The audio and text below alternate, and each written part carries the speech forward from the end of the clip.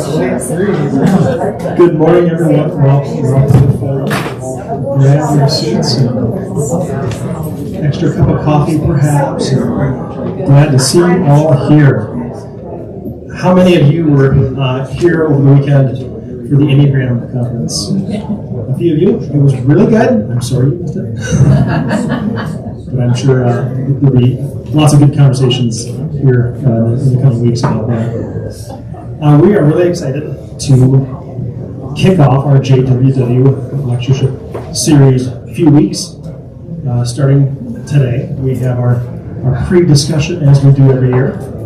And we have the JWW team here to kind of panel the discussion. And so you'll see behind me with some flyers here. You've seen this poster around, so don't forget the dates next week. The speaker will be here, and the week after, we will have the follow-up post-discussion. That's partnership again with the UCCS Center for Religious Diversity and Jeff Scholes and some of their grad students, I believe. So they will be hosting that panel discussion as well the week after next. So you won't want to miss that. It was a really great post-discussion last year, and so I'm really looking forward to that again. So I'm going to turn it over right now to Lynn Stefani and her team, and they will start discussing Serene Jones and the JWW. So thank you. Let's welcome Lynn and her team. I have handouts up here. If anyone coming in would like them, we can go ahead and pass those back. I appreciate two teams today that I've been part of. The first is the JWW team. That's a fantastic team that works well together to go ahead and bring speakers and programs in. If you're on that team, could you raise your hand? And then, in addition to that, we have Stephen ministers here. And all year long, they've been studying Call It Grace, and we've been applying that to the Stephen ministry. There are many commonalities in what Serene says and what our Stephen ministers do. So they'll be leading some small group discussions today, as well as doing some reading. So our speaker is Reverend Dr. Serene Jones. She's written, her main book is Call It Grace, Finding Meaning in a Fractured World. So she will be here next Friday night for the lecture, and then Saturday morning at 10 o'clock for another presentation and then discussion, Q and answer. And then for the forum and both worship services on Sunday. So she is president of the Union Theological Seminary that's in New York. She's the first woman president. She was born in Oklahoma. Jim White went to school with her dad. So there's a connection there. And Serene is a single mother. She's got two sisters. She's a cancer survivor. She's a theologian, a minister, a news commentator, a public intellectual, a devoted teacher, and I really think that's her strength. She's a great teacher. And she's the daughter of the university president. And the university president is the one that Jim White worked with. Serene says that theology is a place and the story of you think of when you ask yourself about the meaning of your life, of the world, and the possibility of God. She doesn't believe in an overarching theory that was created by someone and then we try to apply it. She thinks that we live our lives, and she goes through a lot of the things that I mentioned at first and talks about how grace, and she kind of says, call it grace. Grace, I think, is God, or it is God. And she talks about how that affects our lives. So the commonality with Stephen ministry and Serene is that she thinks of storytelling. is extremely important. So I would like to have Mark Walls is reading for Jim White. Serene and Jim both grew up in Oklahoma, and I'm having him read about some prairie theology. So welcome, Mark Walls.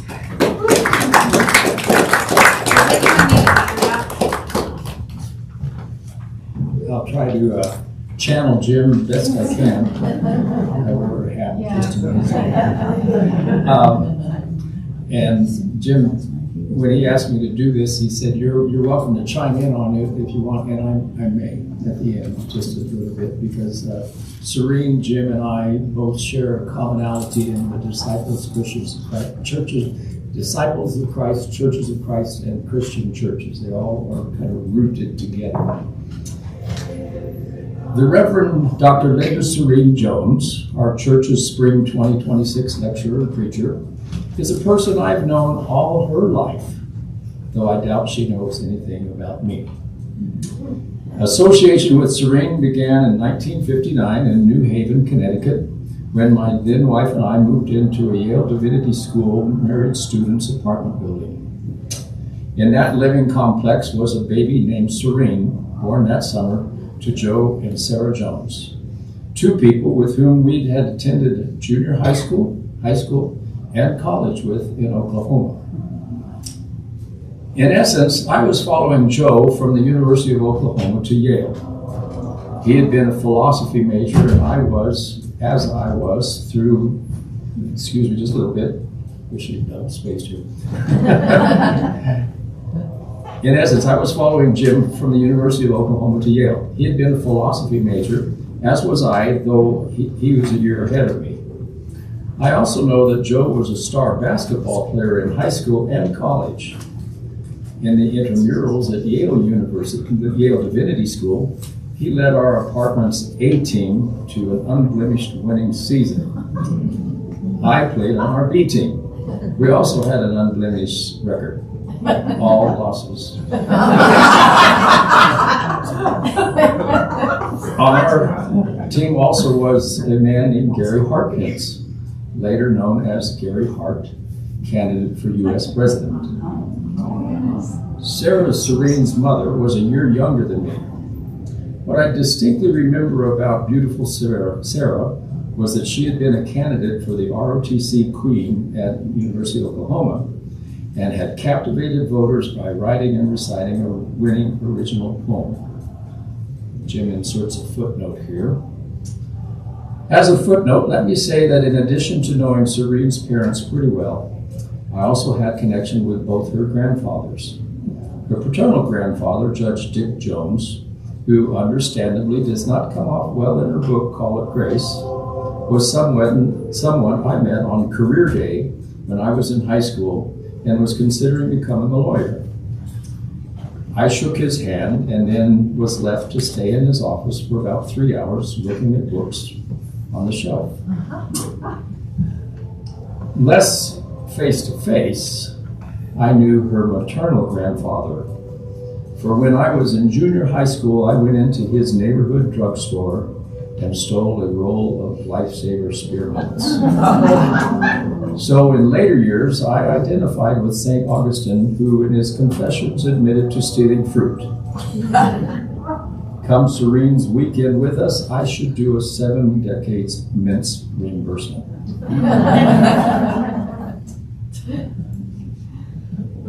For my third year at Yale, we moved off campus to the Disciples of Christ, the Disciples House, where Joe, Sarah, and Serene were also living.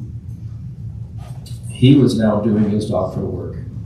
At this point, I remember we did some regular babysitting of Serene. One evening, I was doing a runaround game with Serene in the basement, and Joe came out from his study and told me, "Don't rile her up before bedtime." I replied, "Right. Let her name be honored." So we settled into a picture book. At the Disciples House, we shared community meals and Sunday worship with other Christian church students. Perhaps here then is the place to put in a word on the Christian Church Disciples of Christ.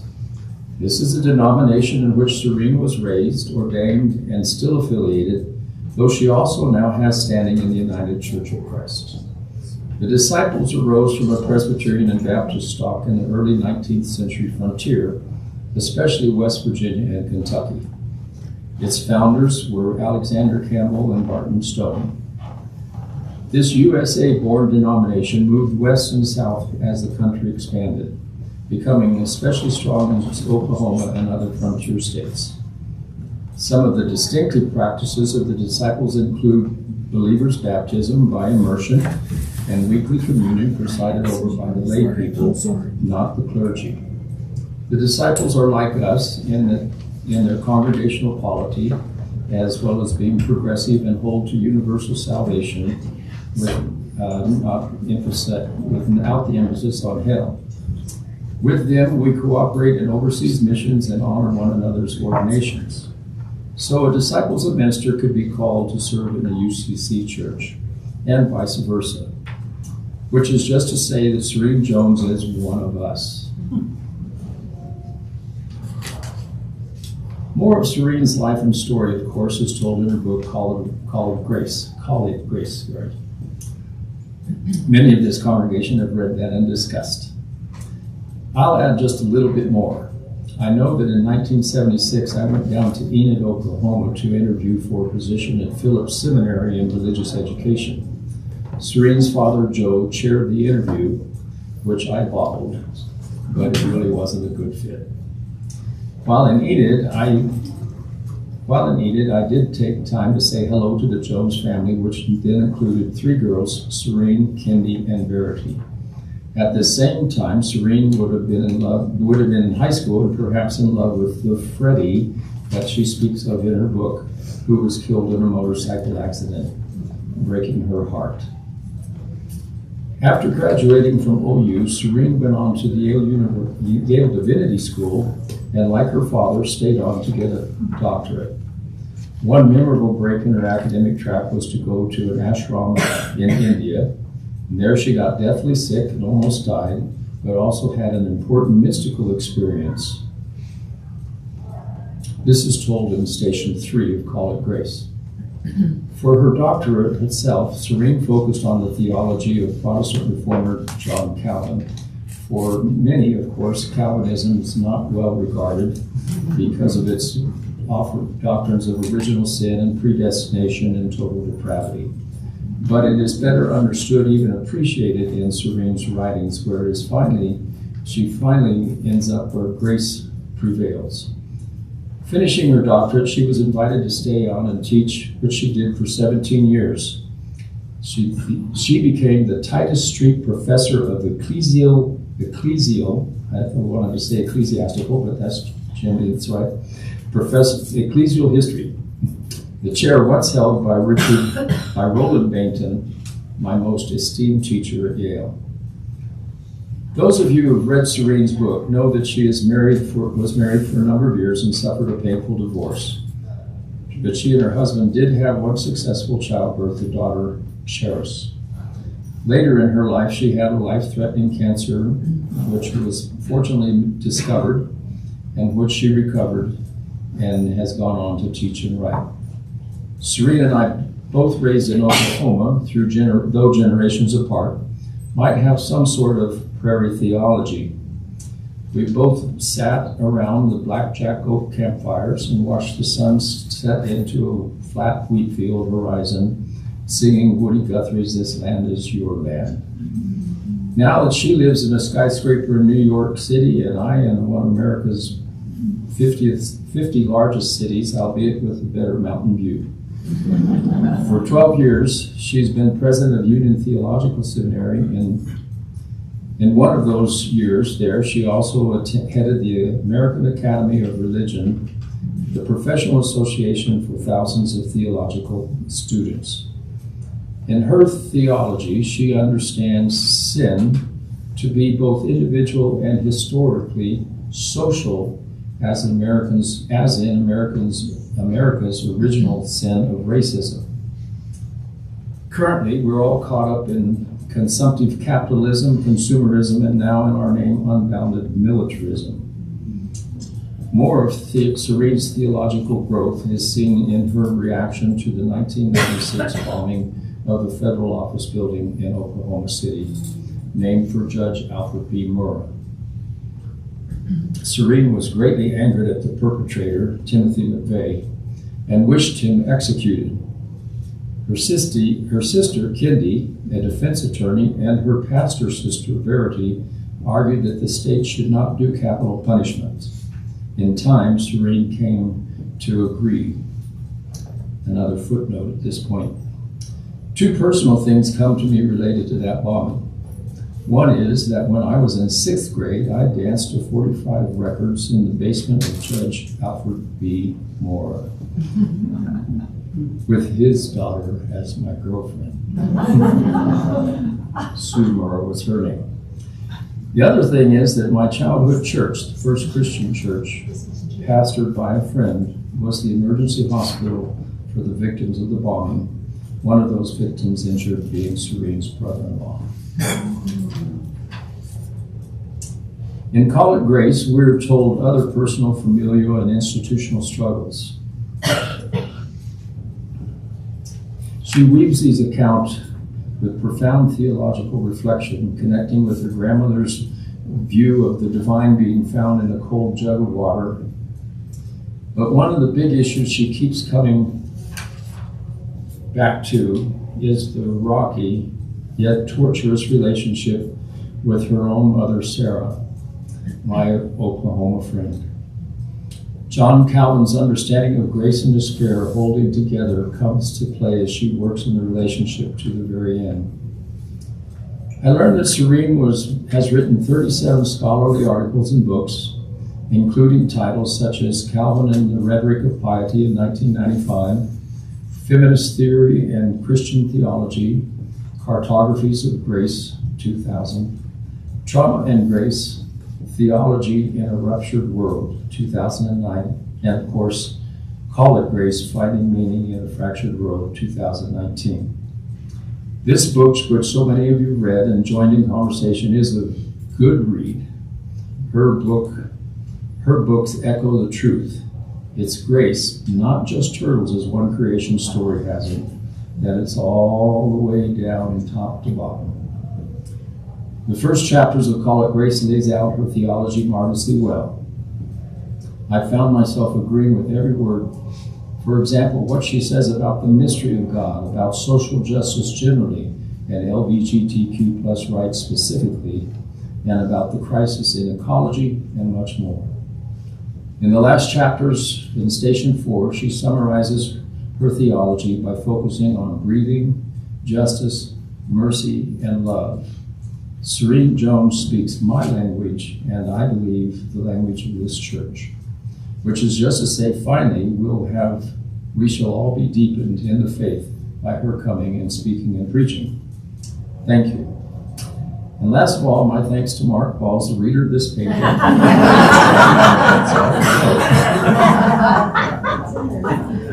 And a historically grounded teacher. If asked, he can tell you a good bit about the Christian church and Churches of Christ history. Jim White, Minister Emeritus, gone fishing. I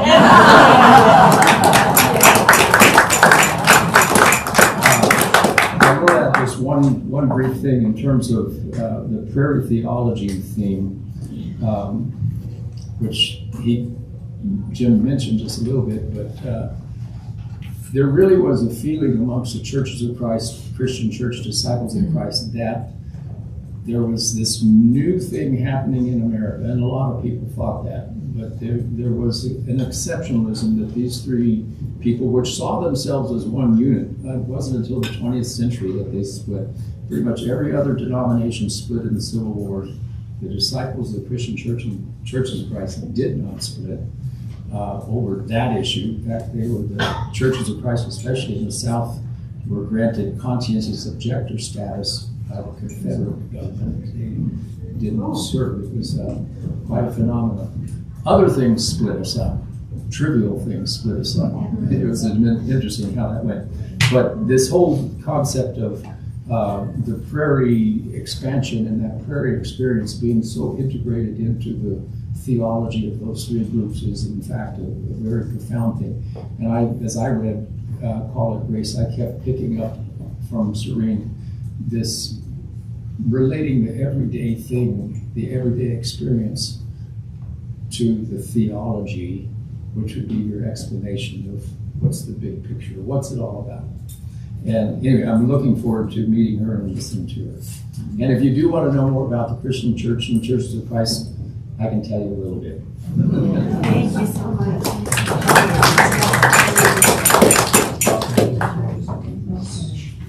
I've asked a couple of Stephen ministers to read parts of the book to give you a chance to see how you'll react and what resonates with you. And then we have small group discussion that we will do after that. First, we have Lisa November. Thank you. Hi, everyone. So Lynn, a long time ago, asked me to read this book, and since my root religion is Christianity, and also I try and follow the path of the Buddha, I kind of looked at it from both ways, from Christianity and from a Buddhist way, and some things that stood out to me looking at it as a Buddhist or through a Buddhist lens is the reality of suffering with it. She doesn't shy away from that at all, and gets pretty raw with it in a lot of her book. The way she explores the interconnectedness of all things. On page 234 at the very top, she talks about being profoundly interconnected. We are all part of one another, not distinct dyads of you and me. It's both of us, we. That interconnection is not something we earn or create. It simply is the way things are. The world is more of us than we are of ourselves. And then in the next paragraph, she just starts off, as I let go of myself.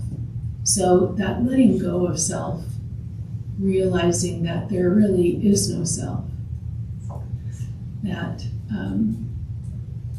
we all are interrelated. And in order to come to that point of really knowing that we are all one, you have to let go of self. That's really hard. That's probably the most difficult thing. So that really stuck with me. And also she defines grace through a divine lens. And I think a Buddhist practitioner might recognize it as the unconditioned. Those moments where the ego drops away. She calls it a cool jug of water, or an act of mercy reveals a reality beyond our personal dramas. So there again, it kind of like the self drops away.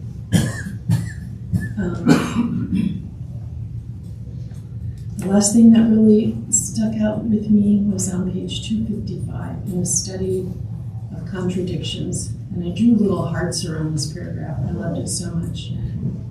Where she's describing Jesus. And I don't know if this is necessarily Christian or Buddhist. It just stood out to me so much.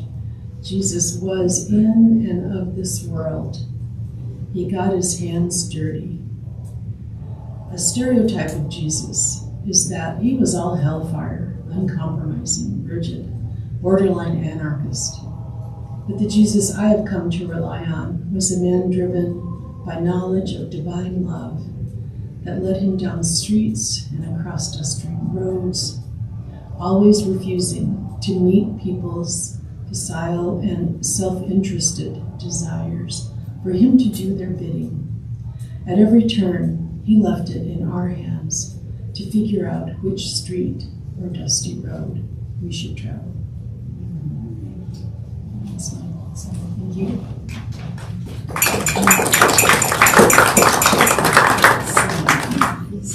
Charles Kiskaris also has a reading. Welcome.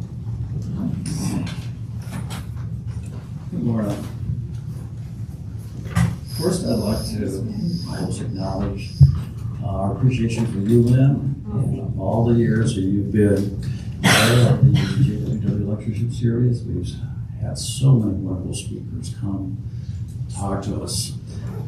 Thanks to your committee. And I know you're stepping away, but she's staying with Stephen Ministry with us. So we got her, and don't even try to take her away.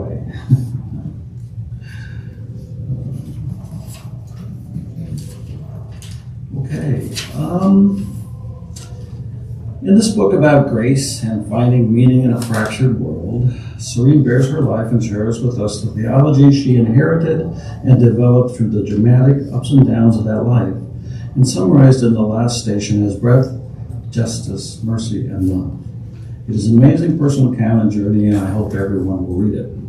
And I just realized this morning, April 19th, so one of the downs in her book is as Mark read with Jim, the Alfred P. Murrah building bombing in Oklahoma in 1997. And we all, most of us here, were alive during that time and experienced that. But one of the things about that is, and April 19th is, that was the date, and that date was 2 years after the Branch Davidian compound in Waco, Texas was assaulted and many people killed there. And that was McVeigh's revenge. Right. And he was never remorseful about it right to the end. But yeah, I realized this morning it was April 19th. Anyway, we're able as a country to move beyond that. Mary Jane Ray informed me this morning was an incredibly profound memorial there in Oklahoma City because of that. And we're moving on as a country, and there's that made me think about the memorial in Montgomery, Alabama to lynching, which is also incredibly profound and artistic. There's one in Tulsa, Oklahoma about that massacre in the 1920s. So we're moving on as a country. So tomorrow we'll celebrate 420, okay?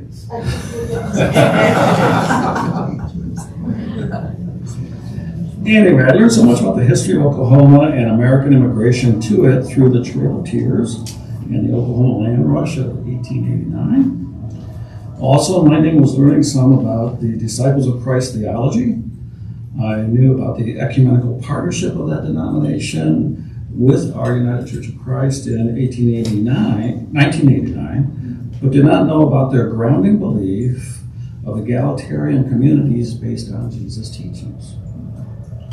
Serene also gives us insight into the great Protestant and Catholic theologians and their philosophies that have helped shape her beliefs. I would like to share 2 readings concerning personal resurrection that I found resonating with me and affirming, and some of these also are what resonated with Lisa in her talk. At the end of chapter 7 in the Mystical, we learn of St. Teresa's 4th stage of prayer, and in its, quote, rapturous unknowing, unquote, where you become one with the divine. And also of the dark night of the soul, described by St. John of the Cross, from Serene.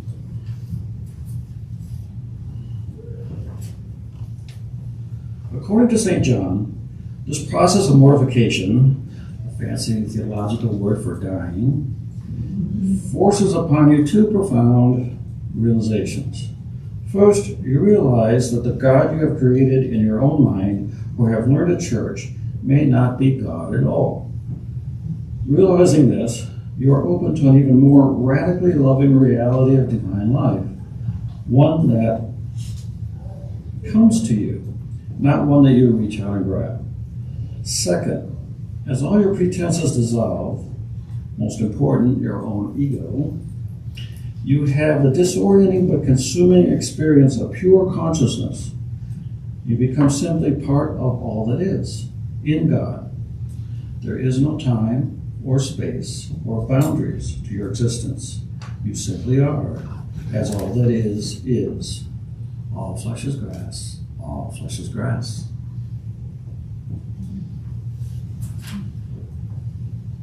The next reading is at the end of chapter 4, Kierkegaard on the Playground. Kierkegaard calls the person who walks this path of freedom, quote, the night of faith and the night of infinity. Images that always bring me back to that day on the playground where, caught up in the mystery of infinite possibility, I lost not only the watch, but I managed even then to momentarily lose myself, to let go of the given, and travel to far-off lands where my quest was to defend goodness. Letting go of everything, treasured watches and the hot metal of a playground gym, I fell into something greater. In an often quoted passage from Fear and Trembling, Kierkegaard describes this falling. When around one, everything has become silent, solemn as a clear starlit night. When the soul comes to be alone in the whole world, then before one there appears not an extraordinary human being, but the eternal power itself. Then the heavens seem to open, and the I chooses itself, or more correctly, receives itself. Then the personality receives the accolade of knighthood that ennobles it for an eternity. I love that revelation. Then the personality receives the accolade of knighthood that ennobles it for an eternity. Because we have experienced our eternity in God, never to doubt again. Lastly, I was happy to hear these resurrection themes again on Easter morning when we sang the last verse of hymn 433 together. In the bulb, there is a flower. Thank you. Thank you, Charles.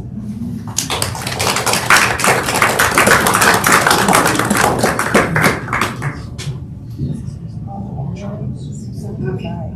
On your handout, there are some questions, and I'd like to divide into small groups and give you a chance to say what resonates with you with these readings that we've had. So we have group leaders, Marilyn, if you could stand up, and John Bean, Cynthia Franklin, and Margaret Reaver, and Diana DeMera. So we have, 1, 2, 3, 4, 5, if we could get into 5 small groups. If it's too crowded in here, the Sunday school rooms below this area are available. So you could do that. So how should we divide? We need 5 small groups.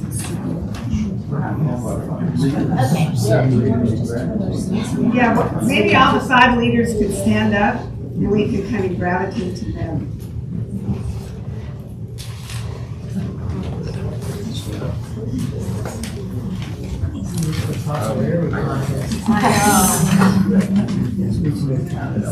Margaret, Cynthia, John.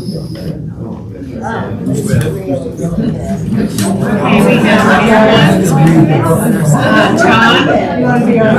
Cynthia, Margaret, Diana.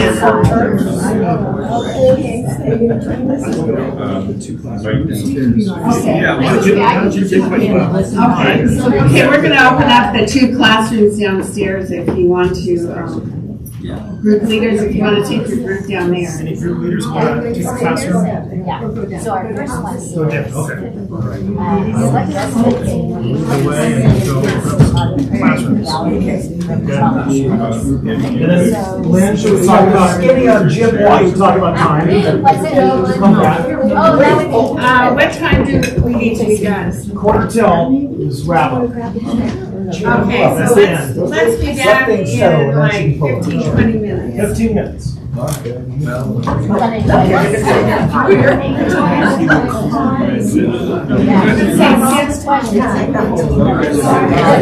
that anybody? Yeah, we'll go with you. We want to go downstairs. Why is he in here? I'm sorry. Carey Theology was an opening John, if you can help do two things. move things One, around he here so we tried have to a salvage Calvin. That'll be great. But what he really did was explain Dr. Team, do you want to come to this group? which is a Oh, you're in that community group. that saw grace openly available and much more Maybe help Cynthia walk socially over here to this egalitarian group. in its orientation. So that was the idea. Cynthia, be in Personal your. stories that go into building this, but that was the insight that I took. It's Oklahoma prayers. His brother was arrested for prison. That's part of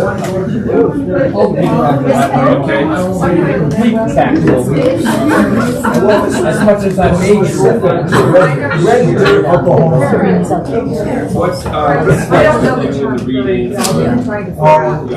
I think it's like the one thing with Meridian separates it, like Calvin and his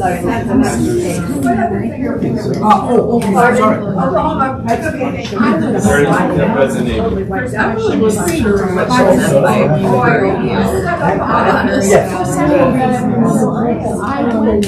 I mean, I read it, but I was just like,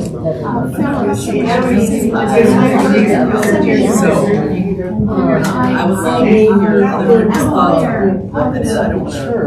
What I think she meant by Carey Theology was and what I think was meant to add the readings of life here. And so after we finished the book, I was very slow about it. She was trying to look at her theology to very specific times not necessarily to alienate other readers, because when I first read that, I thought, but she was trying to say that it was a very specific time and place and that's associated with kind of like Roseanne was discussing holy sermon, or when the associate pastor started putting in adrenaline, and I remember that before, she was just trying to round this down into this very specific place, as opposed to whether they can observe it or not. you know what I mean? So she has very obviously she's a which is hard nowadays. But it's hard for Alexander You know, the diversity of grace is hard. I don't feel like I sit and think of revenge and being having skeptics. But it's still hard for me to still think that that person doing such evil still has grace, because I had my friends like, she said, yeah, I get up in the morning before the hours. And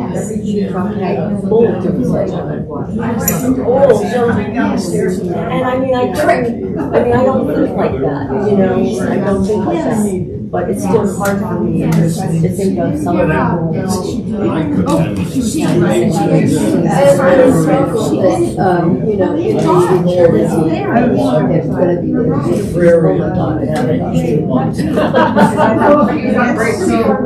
That's the problem with Mormon marriages, that you're with your partner for eternity. Resonated with me was Is that heaven or something else?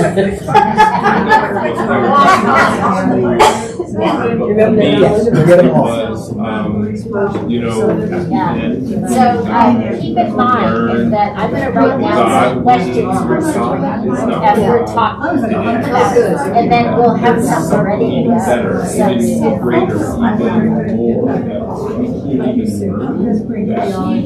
It'll be interesting to see how she says we should rise up, and you know, because she's a mover and a shaker. She intends to,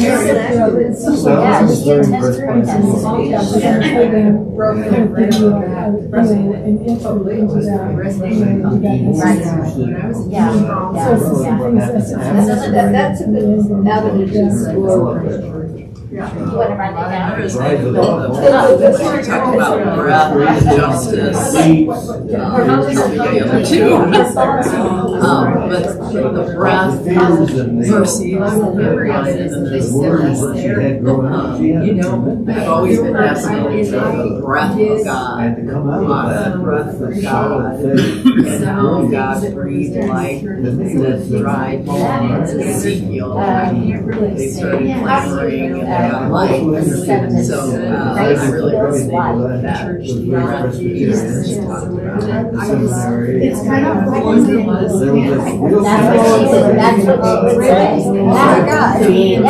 AI, robots, wheelchairs, but we can't create life in the server dollars and where one of the things they say, but even she doesn't remember that baby doesn't embrace what their opinions are. You know what I mean? And so it's kind of the one thing. It's like earns a kind of which makes us a leeway on the weird side.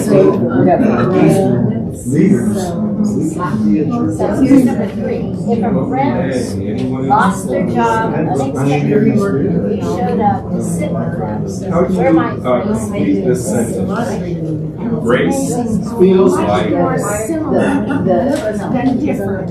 than community. Does any of you know who Rebecca St. Jones is?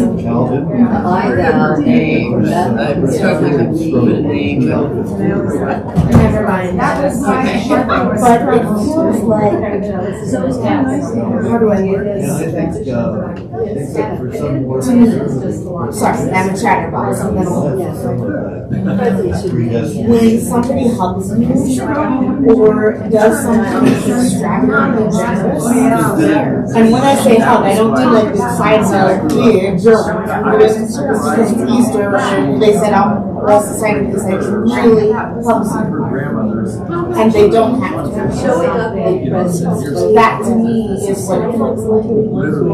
An unexpected or needed prayer brought out of the churches of Christ.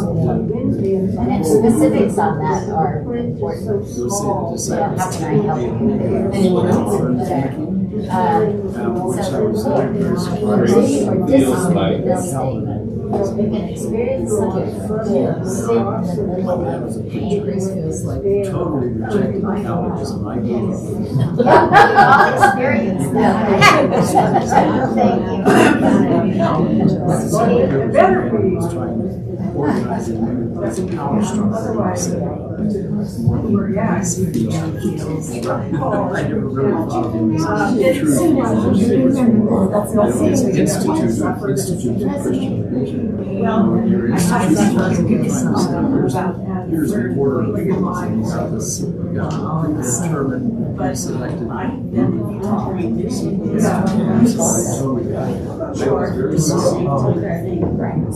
Because suffering is the central realization.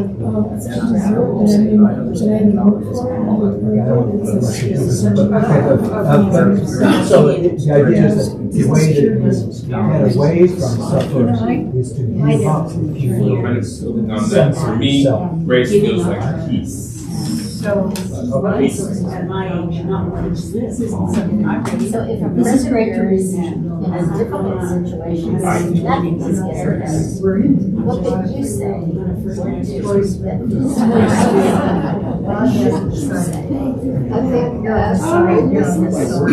Question 2, how do you complete this sense? So that, I thought it was Grace feels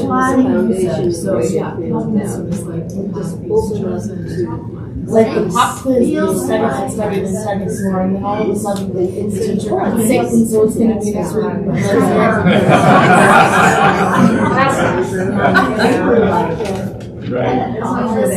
Person without judgment. But at the same time, I find myself because it came from a very famous where very impervious of grace led to a lot of spiritual, physical, psychological self-harm, because instead of just saying grateful for the people who come, I was taught to be grovel on our faces.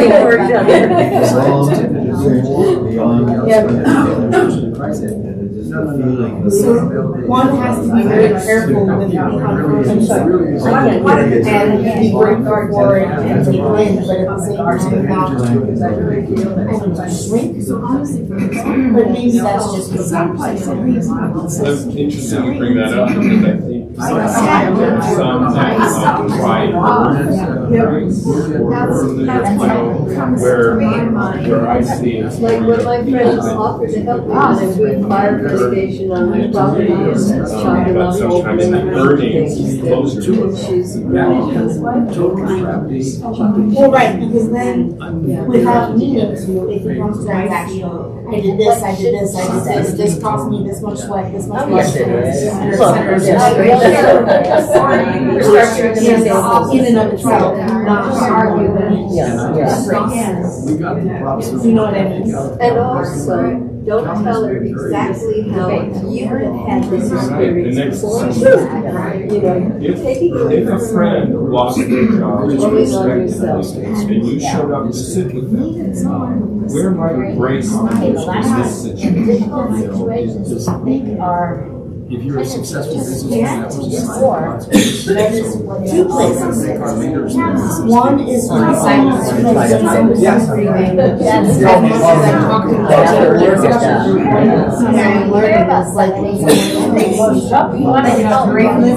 the other one is in the presence of either some sort of or trusted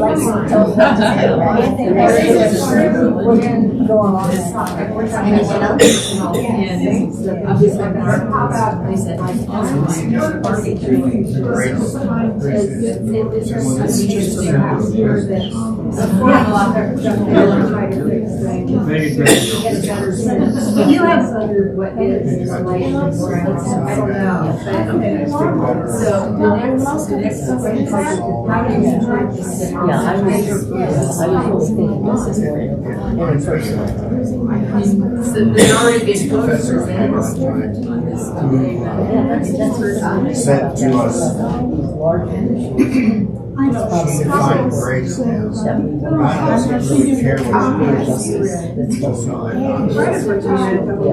Now, there are some ethical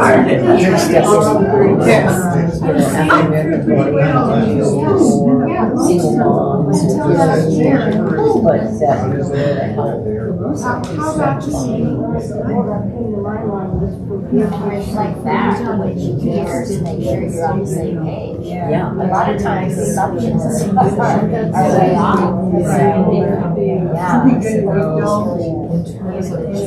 So we have a question about hope. Is hope and positive change that kind of a for us?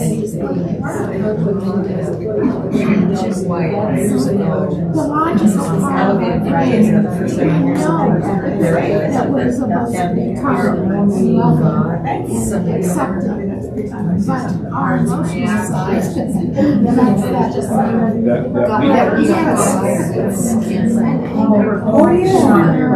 that's all that's God's word is done. and we're so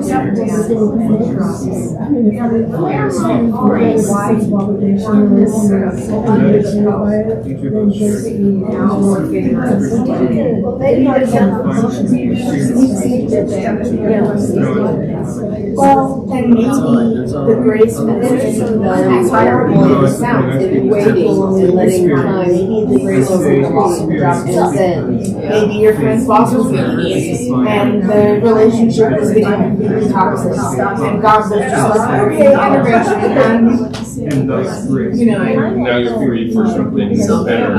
yeah, Stuff that he said. But oftentimes during those fiery, that's very painful. yeah, it's not the thought, there's pain and the shock To say, I'm not interested has to in be this, processed. you know, so for him, he's not gonna go back there. Well, if he's income, I'm treating him possible.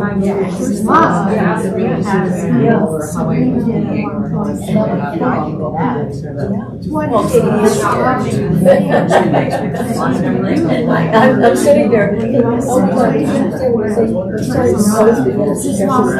That's right. It would be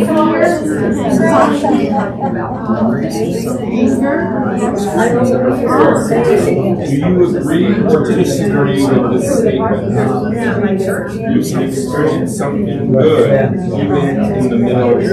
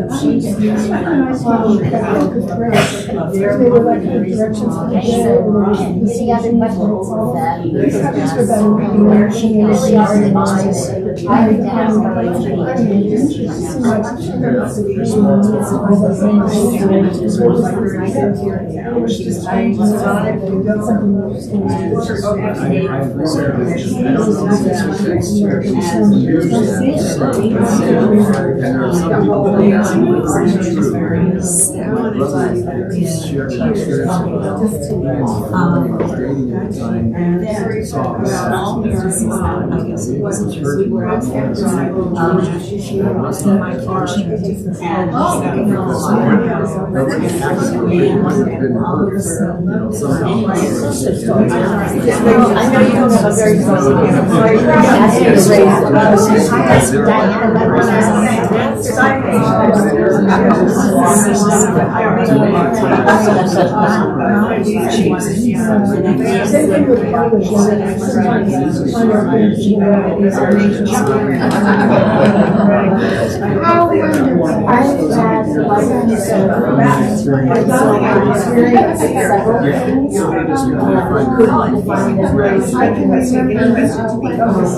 I basically grew up in all these I don't know, mysticals and mystical portion of all of her, and quite vicarious, something that you didn't apply. The lines go back to her husband lost his job.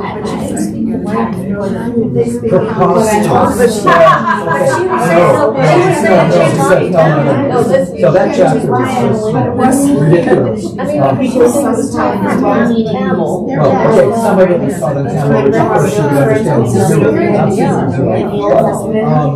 They're trying to get It was interesting liberation theology, and there was the president of a very small, poor seminary in Maldonado, came through, and then she basically followed the footsteps. It's kind of a voodoo model, but apparently she's very good at getting grants. So she got disciples to fund her trip. So it was to do liberation, but I was thinking, there are other motivations there. I don't know. Because it just didn't seem like. Maybe. And then when she got so sick, you know, it was like, did she have to prove something to herself? Maybe I've dealt with this before. Why is it? St. John of the Cross, that one. You're going through a painful The thing about going off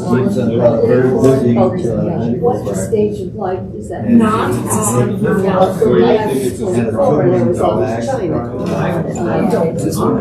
most people by later stages are at home, children, and starting to careers. So that's what I was wondering, you know, so the thing was going about liberation theology, because you're hurt, and what else is there? But she didn't learn much. Her descriptions are very basic things, which they lectured in English. Whereas if I just seminary, if I just have myself wrong, and you know what God is, okay, but she's a touristy something shows up, but it's not something in all of my. Yeah, I know. That's better than just post that chapter right It's not something that I've ever been able to and just look for. you know, and I thought Grace, I mean, he still shows up and coming and seeing her. And I seem to have better luck if I choose to, okay, you know, this sucks, or I'm angry, or what happened. Workshop yesterday, KJ Ramsey, who was one of the presenters, was talking about the three things that we can count on in life. One is pain. Second is uncertainty. We don't know what tomorrow is going to bring. We just don't know. So we need to learn to live with mystery. And then the third thing is that we will always have work to do. We all have our own stuff we got to deal with to get through. You got a good business. And so I do agree with this. So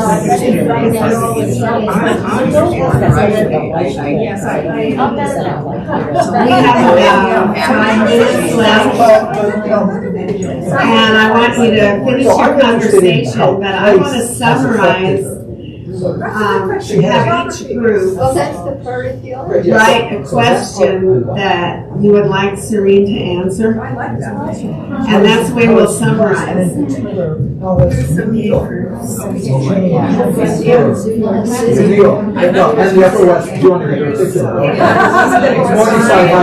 then give those questions to me, so you'll summarize within your small group, come up with a question or more than one question, and then we'll get those to Serene when she comes next. Ends conversation. For her, apparently this is, the business that she was I thought she did a good job with the theology of Oklahoma, where she envisions quality and grace being shared. Like we're supposed to summarize.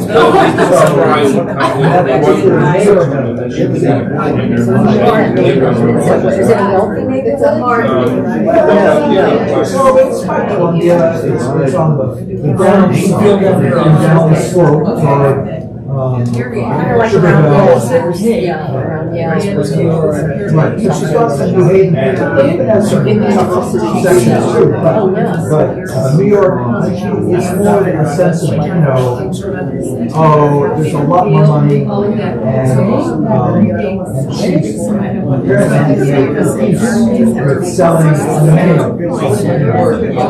grounds of the cemetery.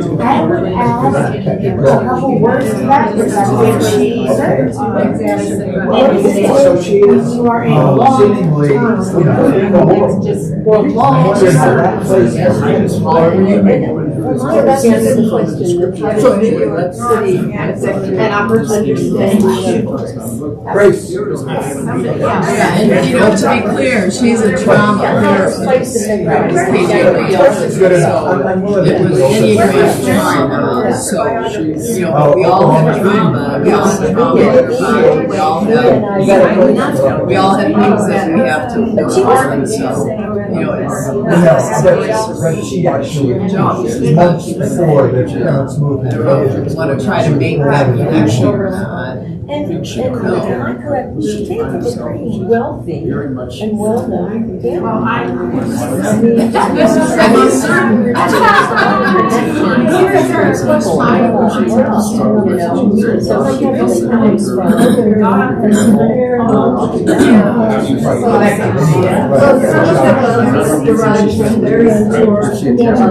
Law clients.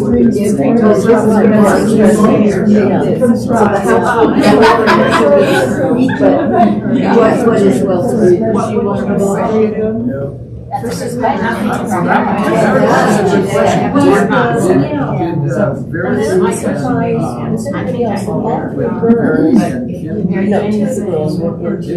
Did they experience Very that Serene became pastors as child? I thought that was pretty interesting.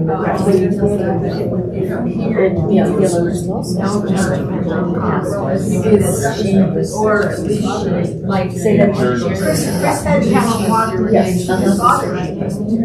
I would probably ask, and it's more self-expression than. Amazing is that you got a game. That was hysterical. But what I would ask is, how do you? So after it gets hardball, then it comes and gets revenge. So like that day, If you can believe it, because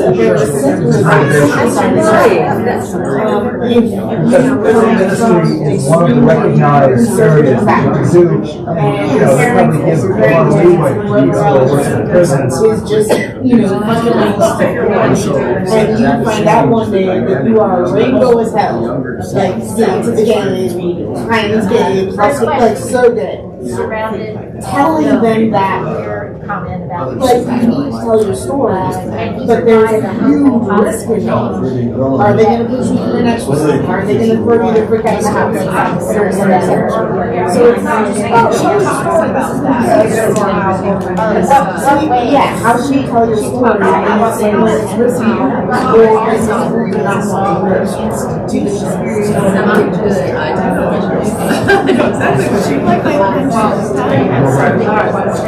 Okay. Yes. Yes. Can you write? So what the question is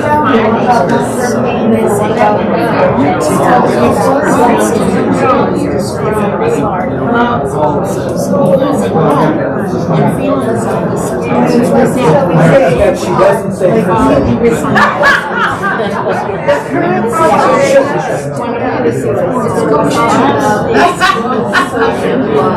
I really appreciate everything that you've done to come and discuss. I'd like your questions before you go, and we'll get those to Serene next week. You can leave the chairs the way they are and probably set for the next activity. So thank you, and thank you to all the presenters and group leaders.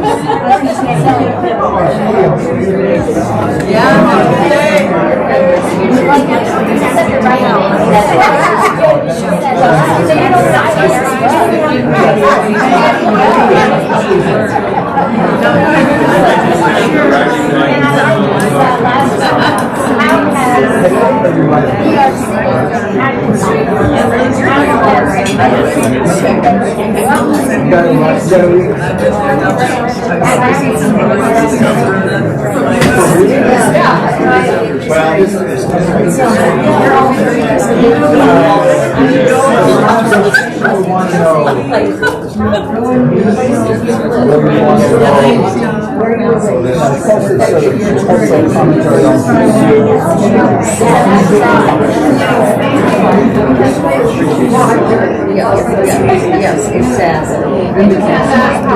Yeah, me too.